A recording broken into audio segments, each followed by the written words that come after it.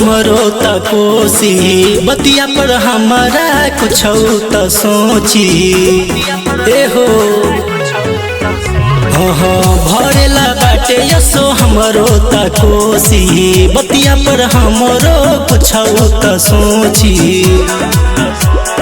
हम नहीं मानेब नहीं कोई माने वाला बा हम नहीं मानेब नहीं कोई माने वाला बा घरे आई सैया हो छठ होखे वाला बा घरे आई सैया हो छठ होखे वाला बा घरे आई सैया हो छठ होखे वाला बा छठ होखे वाला बा घरे आई सैया हो छठ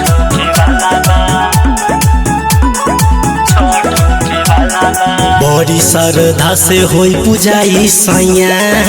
आबे में देर ना लगाई सैया ए हो जल्दी से धली पलेन रौरा सजाई के छठी माई के दौरा दिल नहीं मानी नहीं मन माने वाला बा दिल नहीं मानी नहीं मन माने वाला बा घरे आई सैया हो छठ होखे वाला बा घरे आई सैया हो छठ होखे वाला बा घरे आई सैया हो छठ होखे वाला बा छठ होखे वाला बा छठ होखे वाला बा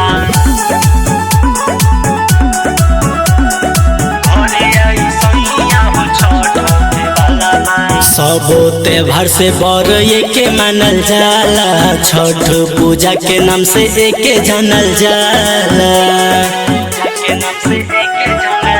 सब लइकन के बाटे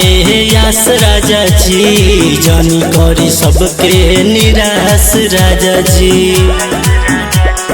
पड़कास के साथ अनुज आवे वाला बा पड़कास के साथ अनुज आवे वाला बा घरे आई सैया हो छठ होखे वाला बा घरे आई सैया हो छठ होखे वाला बा घरे आई सैया हो छठ होखे वाला बा।